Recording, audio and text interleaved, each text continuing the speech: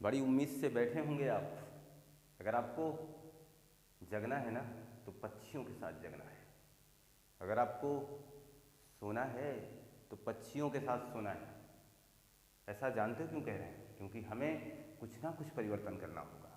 अगर हमें अपने लक्ष्य की प्राप्ति करनी है, अगर हम अपने उद्देश्य के साथ जुड़े हुए हैं, अगर हम लक्ष्य विहीन नहीं हैं, यानी अगर हम अपने कार्य दायित्व का निर्वहन करना चाहते हैं तो हमें कुछ ना कुछ करना होगा और वो बिल्कुल अलग करना होगा। हमें जल्दी सोना होगा, हमें जल्दी उठना होगा, हमें अपने क्रियाकलाप को बहुत ही बेहतर ढंग से करना होगा। आइए जुड़ते हैं हमारे साथ। आज की नई सीरीज आपके सामने आ चुकी है, वाक्य पार्ट 3। 2 सीरीजें आप इनके क्रमबद्ध रूप से देख चुके होंगे। वाक्य पार्ट 3 की सीरीज में आपका पूरे मनोवेग से, तहे दिल से स्वागत है। आप एकाग्रचित होकर के हमसे जुड़ने का प्रयास करें, जिससे ये सीरीज आपको पूरे ढंग से मुकम्मल रूप से मुहैया कराई जा सके। उम्मीद है कि आप ऐसा कर रहे होंगे, उम्मीद है कि आप इसी विश्वास के साथ जुड़ रहे होंगे।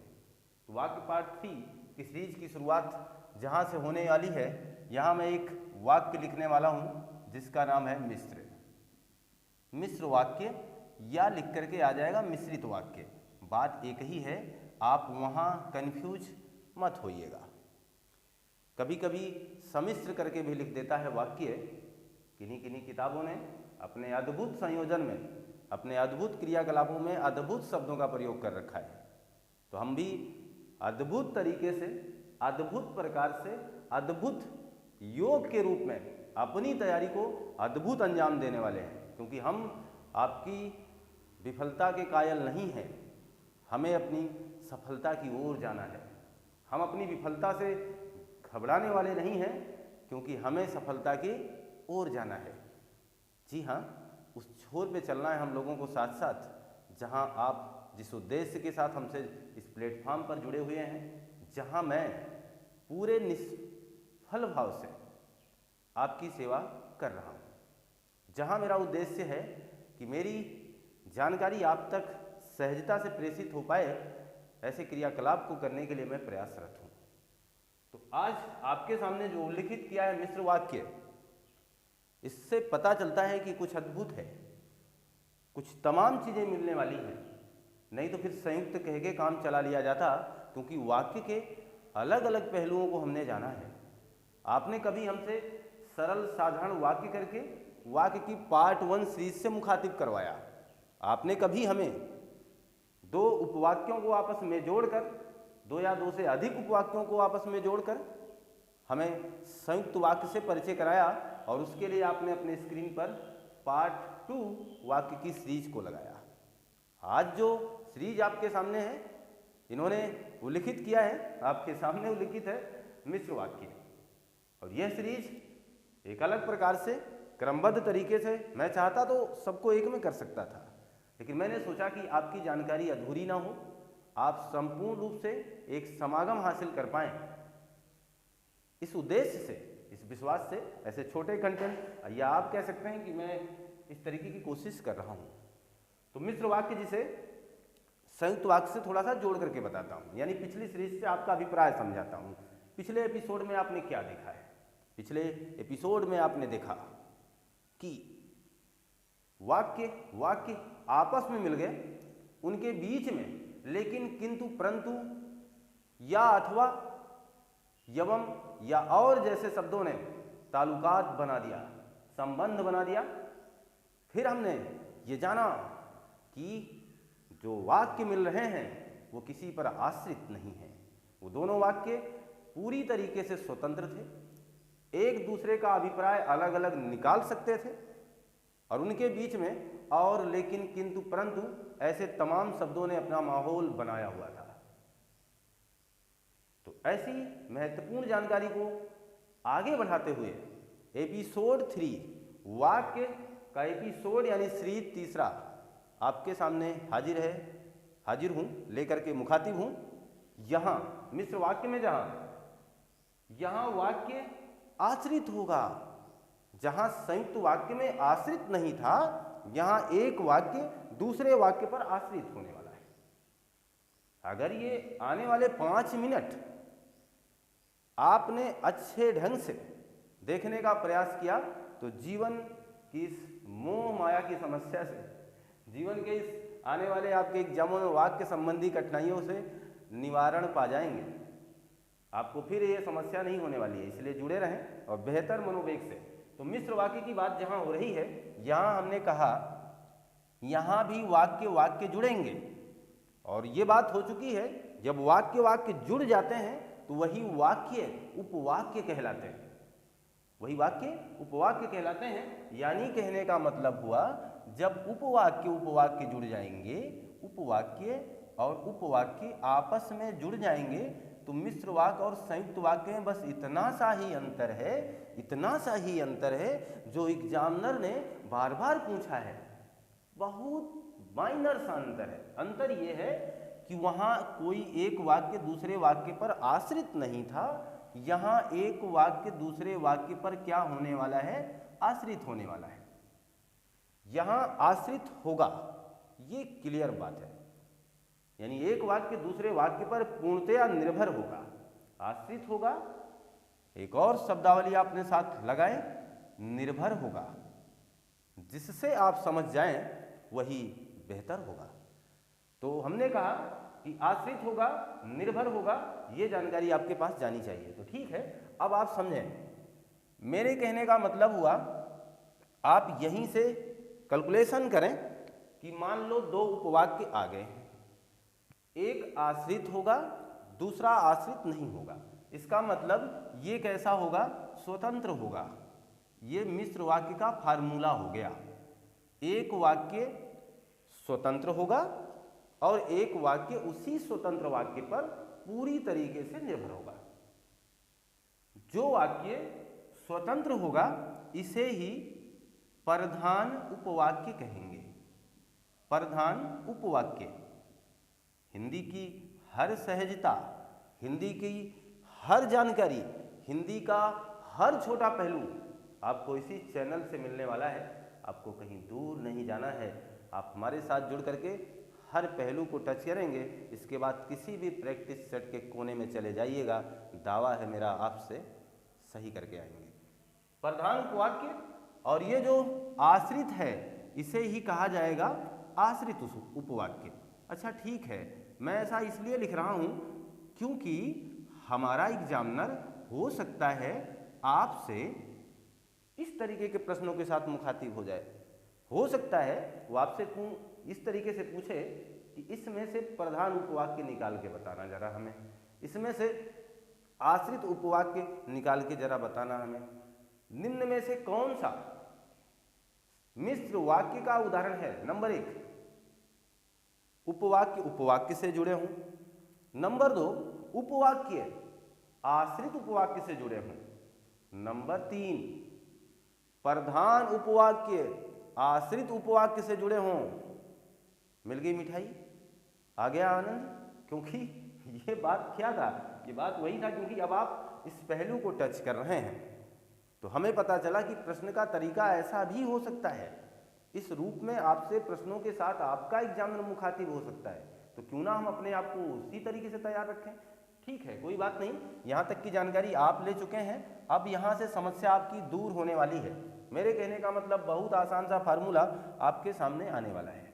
जैसे यहाँ आपको ध्यान देना है, जैसे मैं कह दूँ शीला ने मुझसे कहा, शीला ने मुझसे कहा कि, शीला ने मुझसे कहा कि वह आपको नहीं जानती है। शीला ने मुझसे कहा कि वह आपको नहीं जानती है। कहा कि वह आपको नहीं जानती है, वह आपको नहीं जानती है। ठीक है, कोई बात नहीं, जाने या ना जाने लेकिन हम तो जान जाएंगे। शीला ने मुझसे कहा कि अगर मैं इस वाक्य को यहीं छोड़ देता हूं तो आपको लगेगा सर बहुत कुछ अधूरा है। शीला ने मुझसे कहा, यहां तक तो मामला ठीक लगता है। शीला ने मुझसे कहा, आपने हमसे कहा, उन्होंने आपसे कहा, कोई बात नहीं। लेकिन शीला ने मुझसे कहा कि अब आप बार बार उस व्यक्ति को खोद रहे होंगे, ए यार बताओ जरा क्या कहा, ये भैया बताओ जरा क्या कहा, क्योंकि अब आपका अभिप्राय रुकने वाला नहीं, अब आपका माहौल थमने वाला नहीं है। इसका मतलब उनको आना पड़ेगा, जिनका इंतजार है हमें, उन्हें आना ही पड़ेगा। और वो आगे, वह आपको नहीं जानती है, ये इन पर आश्रित हो गए, हुए कि नहीं हुए? यानी आप तब आए जब इन्होंने आपको बुलाया है, इसका मतलब आप आश्रित हैं। मेरी भावनाओं को आप समझ रहे हैं? शीला ने मुझसे कहा और राम ने मुझसे कहा, यहाँ कोई किसी पर आश्रित नहीं होगा। क्यों? क्योंकि शीला ने मुझसे कहा और राम ने मुझसे कहा। दोनों वाक्य को अलग अलग रख दोगे, क्या कोई किसी पर आश्रित होगा? नहीं ना। क्या कोई किसी की जरूरत महसूस कर रहा है? नहीं। इतना तो मैंने आपको पार्ट 2 में समझा रखा है।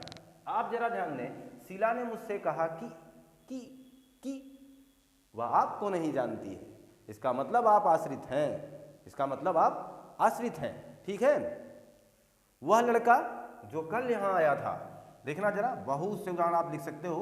वह लड़का जो कल यहां आया था, जो कल यहां आया था, बीमार है, बीमार है। देखना अगला, वह बहुत बीमार है, वह बहुत बीमार है जो कल यहां आया था, जो कल यहां आया था। आप कहोगे सर दोनों वाक्य तो एक जैसे हैं। नहीं भाई, बहुत कुछ तो सीखना है। दोनों वाक्य एक जैसे कैसे हो सकते हैं? आप जरा ध्यान दो। वह लड़का जो कल यहां आया था बीमार है, वह बहुत बीमार है जो कल यहां आया था। वाकई में मान लो मैं उसी लड़के की बात कर रहा हूं, लेकिन फिर भी कुछ तो परिवर्तन आपको नजर आ रहे होंगे। हम आपसे ये बताना चाहते थे कि जो इनके योजक हैं, जो संयुक्त वाक्य के योजक मिले, कुछ ऐसे इनके भी योजक हैं जिन्हें ट्रिकी बेस पे हम लोग याद रखते हैं। याद हमेशा रखते हैं कि कहीं मिल जाए कि, कहीं मिल जाए क्योंकि, जो, त्यों, ये सब, जैसा, तैसा, ऐसा, वैसा, ये अगर मिलते हैं तो ये मिश्र वाक्य में चले जाते हैं। बेहतर है ना? तो ट्रिक में तो भी हम थोड़ा बहुत जानकारी अपने साथ समाहित कर लेते हैं और कभी कभार हम इतनी ही चीज़ों को संपूर्ण मान लेते हैं, जबकि ऐसा नहीं है। आप जरा ध्यान दें, तो अगर कहीं जो मिल गया, देख रहे हैं आप ना, जो मिल गया, तो फिर वो तो मिश्र वाक्य का उदाहरण बनाएगा, यही इसका योजक कहलाएगा। इन्हीं को तो हमें पकड़ लेना है। ठीक है। आप देख क्या पा रहे होंगे संबंधित उदाहरणों के माध्यम से, कभी कभार ये योजक चिन्ह बीच में आए हैं, कभी कभार ये योजक चिन्ह पहले आ गए हैं, और कभी ऐसा होगा कि योजक चिन्ह किसी वाक्य की शुरुआत कर रहे होंगे। कभी ऐसा भी हो सकता है कि योजक चिन्ह किसी वाक्य की शुरुआत कर रहे होंगे, जैसे जैसे जैसी करनी वैसी भरनी। जैसे आप लिखते हैं कि जो बोओगे वही काटोगे, जो बोएगा या जो बोओगे वही काटोगे, काटोगे। और जैसे हमने कहा जैसी करनी वैसी भरनी। जिसकी लाठी, क्यों लिख रहा हूं? ये इसलिए लिख रहा हूं कि आपके एग्जामिनर महोदय यहीं से पूछ लें। जिसकी लाठी उसकी भैंस, हो गया ना उदाहरण। हमने कहा कभी कभार ये वाक्य के प्रारंभ में भी आकर के अपनी शोभा बढ़ा रहे होंगे, कभी कभार ये बीच में लगे होंगे। क्लियर है ना? तो हमें अब काम क्या करना है, हम इतनी बातों को जान चुके कि आप किससे जुड़े होंगे, आपको कैसे पहचानना है। देखना, जिसकी लाठी होगी उसकी भैंस होगी। आश्रित है कि नहीं आश्रित है? जैसा करोगे वैसा ही भरोगे। उन्होंने कहा यदि वर्षा होगी, देखना, यदि वर्षा होती तो फसल अच्छी होती। इसका मतलब यह हुआ कि यह वाक्य, एक वाक्य दूसरे वाक्य पर आश्रित है। फसल अच्छा तब होगा जब वर्षा होगी। यानी फसल का अच्छा होना पूरी तरीके से बरसात पर आश्रित है कि नहीं आश्रित? तो ये चीजें जब आश्रित वाले वाक्य मिलेंगे, यानी यदि आप कठिन परिश्रम करते तो सफल हो जाते, यदि आप मेहनत करते तो आपकी सफलता को कोई रोक नहीं सकता। क्लियर है ना? महत्वपूर्ण बातों के साथ ही आपका क्लास जो आगे बढ़ रहा है, मैं मान के चलूं कि आप बेहतर ढंग से समझ पा रहे हैं। अब जरा ध्यान दें, जब हमने इनके महत्वपूर्ण उदाहरणों को अपने साथ समाहित कर ही लिया है, तो अब हम लगे हाथ ये जान लें कि किसे हम प्रधान उपवाक्य कहेंगे और किसे हम आश्रित कहेंगे। ये बड़ा जरूरी मसला था, ये बहुत ही जरूरी बात थी जिसे आपको जानने के लिए अब ये क्लास इम्पोर्टेंट लगेगी, क्योंकि अभी तक आपने बस अभिप्राय जाना। मुझे लगता है इतनी जानकारी आप पहले से भी समाहित रखते हैं, क्योंकि बहुत ही दिनों से आप लगातार तैयारी प्रयासरत होंगे। ऐसा नहीं मैं मान के चलूँ कि मैंने इसलिए अपने हमेशा आपको यही कहा है कि लगे रहें, बने रहें, मेहनत करते रहें, अपनी तैयारी को और भी बेहतर करें। अब जरा ध्यान दें, यहाँ करना है कौन प्रधान होगा और कौन आश्रित होगा, ये जानना है ना हमें। बहुत आसान सा फार्मूला आपको बता दे रहा हूँ, कुछ करना ही इसमें नहीं है। जिस वाक्य के पहले, समझ रहे ना, जिस वाक्य के पहले या जिस वाक्य की शुरुआत, भाई पहले कह लूं या शुरुआत कह लूं, बात तो एक ही है। जैसे ये वाक्य है, यहां दो वाक्य जुड़ रहे हैं ना, ये वाक्य है, जिस वाक्य के पहले कह लूं या जिस वाक्य की शुरुआत कह लूं, क्लियर है ना? तो दोनों बात ध्यान देना, जिस वाक्य के पहले, जिस वाक्य के पहले आबलिक का निशान यानी अर्थात यानी या, जिस वाक्य के पहले या जिस वाक्य की शुरुआत, जिस वाक्य की शुरुआत इनसे यानी योजक से हो, यानी इन पहचानों से हो, इन मिश्र वाले पहचानों से हो जो आपने लिखा है, ये जोड़ने वाले लोगों से हो, तो फिर उन्हें हम आश्रित उपवाक्य का दर्जा दे देंगे। लीजिए, टिक लगा दिया, आपके पास बहुत बड़ी चीज पहुंचा दिया, कोई डाउट नहीं होगा, कहीं आप फंसने वाले नहीं हैं, ये मेरा दावा है। समस्या आपके जहन से खत्म हो गई, आप इसे सेट करें।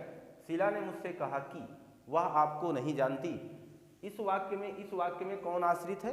तो ये वाला आश्रित है, ठीक है। आगे देखिएगा, वह लड़का जो कल यहाँ आया था वह बीमार है। वह लड़का जो कल यहाँ आया था बीमार है। तो पकड़ लीजिएगा, जो कल यहाँ आया था ये वाक्य क्या है? आश्रित है। वह बहुत बीमार है जो कल यहाँ आया था, लीजिए जो यहाँ हो गया, ये कैसा वाक्य होगा? आश्रित। अभी आपको लगा होगा सर आश्रित वाक्य तो पीछे आते हैं। अरे नहीं, ऐसा मैंने कभी कहा ही नहीं है, आश्रित वाक्य पीछे आते हैं। मैंने ये फार्मूला आपको दिया, आप जरा ध्यान दो। जो बोओगे, इसकी शुरुआत किससे हो रही है? इसी से। आप कहोगे सर यहाँ भी तो योजक है, तो जब दो जगह योजक आपको मिलेंगे ना, तो आप पहले वाले को प्राथमिकता दोगे। किसको? पहले वाले को। इसका मतलब जो बोओगे वही काटोगे। तो ये जो शुरुआत हो रहा है जिससे, ये वाक्य यानी जो बोना, ये होगा आश्रित, ये होगा आश्रित और ये होगा प्रधान। जैसी करनी वैसी, यहां भी लगाए यहां भी लगाए। वरीयता किसे मिलेगी? प्रारंभ वाले को। इसका मतलब हम इसे आश्रित बोलेंगे, ध्यान देना। अगर किसी वाक्य की शुरुआत इन जैसे योजक चिन्हों से होती है जो कि एक दूसरे पर आश्रित होने का भाव प्रकट करते हैं, ऐसे वाक्य को ही पहली वरीयता दी जाएगी, वो चाहे आगे हो वो चाहे पीछे हो। हमारी बात आप तक पहुंच चुकी होगी, इसमें कुछ बहुत बड़ा कॉन्सेप्ट है नहीं, ये क्लियर हो चुका होगा। जैसी करनी, इसका मतलब ये आश्रित होगा। जिसकी लाठी, इसका मतलब ये आश्रित होगा। और पीछे वाली ये सब प्रधान हो जाएंगे। तो उपरोक्त उदाहरणों के माध्यम से आप ये बात समझ पाए होंगे कि उपरोक्त दिए गए तीनों उदाहरणों में हमने आपको आश्रित वाक्य पीछे दिखाया है और यहाँ आपको तीनों उदाहरणों में आश्रित वाक्य आगे करके दिखाया है। क्लियर है ना? तो प्रधान वाक्य और आश्रित वाक्य की कहानी मेरे हिसाब से आपके जहन में पूरी तरीके से मैं पहुंचा पाया हूँगा। ये क्लियर बात है। आप इसका एक स्क्रीनशॉट रखिए। मान के चलें कि आपने स्क्रीनशॉट ले लिया होगा। अब महत्वपूर्ण जानकारी को आगे बढ़ाता हूँ, यानी आपके स्क्रीन पे थोड़ी सी जानकारी और शेयर करता हूँ मिश्र वाक्य से संबंधित। जहाँ अभी हम लोगों ने देखा कि उपवाक्य दो प्रकार का हुआ, एक प्रधान एक आश्रित, ये इसका फार्मूला था। यहां समझना ये है हमें कि उपवाक्य की अन्य भी कैटेगरीज हो सकती हैं, यानी बात हमारा एग्जामिनर कुछ अलग भी तरीके से कर सकता है। एक तो इस तरीके का, मैं आपको सीधा उदाहरण दे देता हूं, आप इसके माध्यम से बहुत ही आसान तरीके से समझ जाएंगे, कुछ करने की आवश्यकता नहीं है और क्वेश्चन के प्रारूप को भी समझ जाएंगे। जैसे मैं ये कह दूं कि मैं जानता हूं कि आप शादी करने वाले हैं, आप शादी करने वाले हैं।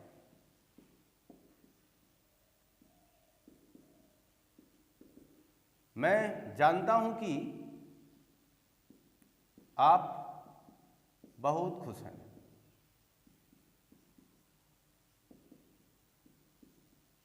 क्लियर है ना?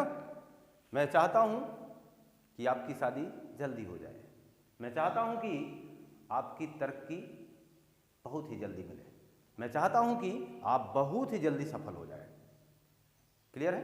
अभी तो उदाहरण आपको अच्छे लग रहे होंगे, अभी ये कह रहा हूं कि की और ठीक ठीक आश्रित वाक्य को आपके सामने ला रहा हूं। इसका मतलब हम मिश्र वाक्य पैटर्न से जुड़े हुए हैं।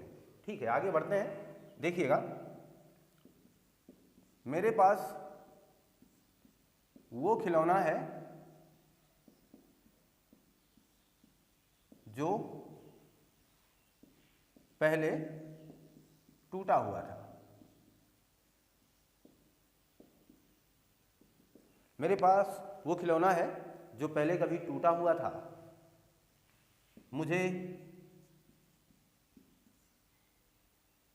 मुझे वो खिलौना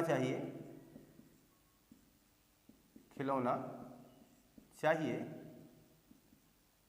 जो बैटरी से चलता है, जो बैटरी से चलता है। देखिएगा, और एक उदाहरण और आपके सामने,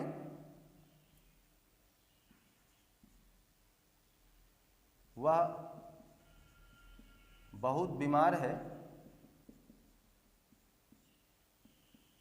जिसके कारण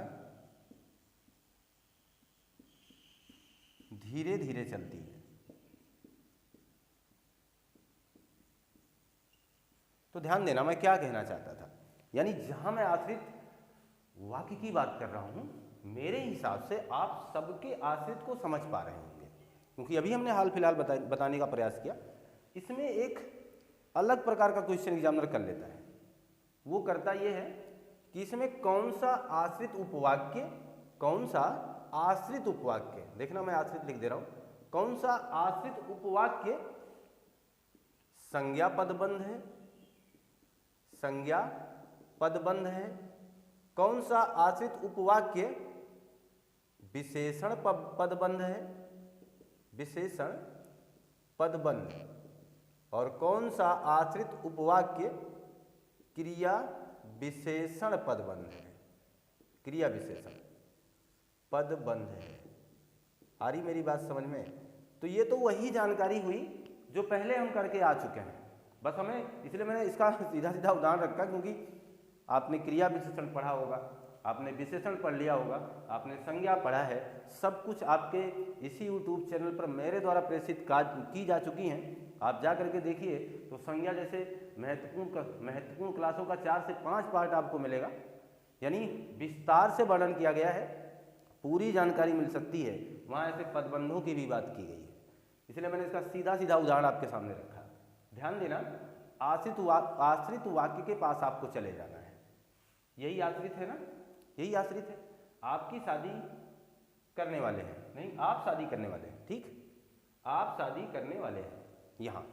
यहाँ जरा ध्यान देना, इसके ठीक बाद महत्व किसका है? आपका। आप है क्या? संज्ञा। आप हैं क्या? संज्ञा। इसका मतलब आप क्या है? संज्ञा पदबंध है। क्लियर होगी बात? देखो कितना आसान है। आगे देखना, मैं जानता हूं कि आप बहुत खुश हैं, फिर यही आश्रित है, यहां भी आप हैं, इसका मतलब यह भी किसका पदबंध है? संज्ञा पदबंध। जैसे मैं कुछ खाता नहीं हूं, लेकिन कुछ विशेषण नहीं होगा, क्योंकि कुछ का मतलब संज्ञा, क्योंकि उसके अंतर्गत कोई संज्ञा आने वाली है ना, वो भाव देता है। आगे समझें, मेरे पास वो खिलौना है, वो खिलौना, जो पहले टूटा हुआ था, सोचो जरा, वो खिलौना है जो पहले टूटा हुआ था, जो पहले टूटा, पहले टूटा, बाद में टूटा, आज टूटा, अभी टूटा, कल टूटा, आज सोएंगे, कल जाएंगे। किसकी विशेषता है? क्रिया की। तो यहां देखना, जो के बाद क्या लगा है? पहला। इसका मतलब हम लोग इसे क्रिया विशेषण पदबंध कह देंगे। क्लियर है ना? आगे देखना, मुझे वो खिलौना चाहिए जो बैटरी से चलता है। लीजिए, जैसे मुझे काला कपड़ा पहनना है, मुझे पीला कपड़ा पहनना है, मुझे वो गाड़ी चाहिए जिसमें तेल नहीं लगता है, मुझे वो कार चाहिए जो बहुत ही रंग बिरंगी हो, मुझे ऐसा सफ़र करना है ना। आप समझ रहे हैं? तो अगर आप किसी की विशेषता बता रहे हैं, देखना गाड़ी की विशेषता क्या है? बैटरी से चलनी चाहिए। आपकी विशेषता क्या है? आप मेहनत करने वाले हैं। क्लियर है ना? इसका मतलब ये हुआ कि जो बैटरी से चलती है, यानी जो बैटरी से चले ऐसा खिलौना चाहिए। इसका मतलब ये हुआ ये विशेषण पदबंध में चला जाएगा। क्लियर है ना? तो हमने आपको देखो संज्ञा पदबंध बताया, जो क्रिया की विशेषता बताएगा उसे क्रिया पदबंध कह देंगे, जो विशेषण की विशेषता बताएगा उसे विशेषण पदबंध कह देंगे। वह बहुत बीमार है जिसके कारण, देखो धीरे धीरे चलना, जिसके कारण कैसे चलती है? धीरे धीरे, यानी इसी के बाद आपको देखना है चलना कैसे है? धीरे धीरे। अगर आप धीरे धीरे चलते हैं, धीरे धीरे खाते हैं, धीरे धीरे बोलते हैं, इसका मतलब किसकी विशेषता बता रहे हैं आप? क्रिया की ना। तो आप इसे कह दीजिएगा कि यहाँ पर कौन सा विशेषण हो जाएगा, यानी क्रिया विशेषण पदबंध यहाँ पर योग किया गया है। तो मिश्र वाक्य से संबंधित ऐसा भी माहौल अगर बना करके एग्जामिनर आपके सामने मुखातिब हो तो कृपया डरना मना है, डरिएगा नहीं, क्योंकि अब आप डरने वाले स्टूडेंट्स नहीं हैं और आपको बिल्कुल डर लगना नहीं चाहिए। ये मेरा अभिप्राय यही है, मान के चलें आप कि आप बहुत ही मेहनत से, मनोवेग से तैयारी करें। मैं आपसे बार बार ये कहूँगा अपने YouTube चैनल के माध्यम से, कुछ बच्चे ऐसे होते हैं, कुछ लोग ऐसे होते हैं, कोई अपने मनोभाव दिल को ना लगाए, क्योंकि इस कहानी की सभी मौखिक जो उच्चारण कर रहा हूँ सभी घटनाएं काल्पनिक है। कोई अपनी निजी जिंदगी से इसको जोड़ने का प्रयास ना करे। मेरा कहना केवल इतना है कि कुछ बच्चे ऐसे होते हैं जो एग्ज़ाम जब आता है, जब उनको नोटिफिकेशन जारी की जाती है, जब फॉर्म आवेदन यानी फॉर्म फिलअप करने का वक्त आता है, जब लिख दिया जाता है कि फला तारीख को एग्ज़ाम शुरू होगा, तब वो अपने टाइम टेबल पर प्रयास करते हैं। तब वो शुरू होते हैं कि मुझे अब पढ़ना है, तब वो शुरू होते हैं अरे अब तो 2 महीने 2.5 महीने मेहनत करना है, निकल जाएंगे। ऐसे बच्चे, ऐसे लोग बहुत ही कम सक्सेस हो पाते हैं, क्योंकि उन्होंने पढ़ाई को बस बहुत कम में आका। हाँ, वो काम करिए, आगे भी करते रहिए, जब 3 से 4 महीने बचे तो और फोर्स लगा दीजिए। रिवीजन करना हो तब मज़ा आता है। आप जरा सोचो कि अगर परीक्षा नज़दीक हो और पहले से हमारी तैयारी इतनी बेहतर हो, पूरा हमारा तैयार हो, अब हमें केवल रिवाइज करना हो, रिवीजन करना हो। बताना, अन्य बच्चों के तुलना में आप जब सुबह जगेंगे ना तो आपको ये लगेगा चलो कोई बात नहीं, एक गरम गरम चाय पिलाओ। आपके मन मस्तिष्क में सज जाएगा सपना कि मेरा सिलेक्शन इसी एग्जाम में होना है। ठीक है, तो मेहनत करें, आप लगे रहें, आप बहुत ही मनोवेग से प्रयासरत रहें, आप बहुत ही मनोवेग से प्रयासरत रहें। इन सारे समागम को जो मैं आपको प्रोवाइड करा रहा हूँ अच्छे ढंग से आप इन्हें लेने का प्रयास करें। और अगर ऐसा मैं कर भी पा रहा हूँ तो आपका एक छोटा सा लाइक, एक हल्का सा पुश करना सब्सक्राइब का, और अपने किसी दोस्त से ये कह देना कि मेरे पास एक चैनल है जहाँ से मैं पढ़ता हूँ, मुझे कुछ अच्छी जानकारी मिल पा रही है, आप भी जुड़ें। तो इस तरीके से आप चैनल को मोटिवेट कर सकते हैं। तो लाइक करें, शेयर करें, सब्सक्राइब करें, कमेंट करें। मिलता हूँ मैं आपसे नई कक्षा में। आपका दिन शुभ हो। आपको बहुत बहुत धन्यवाद।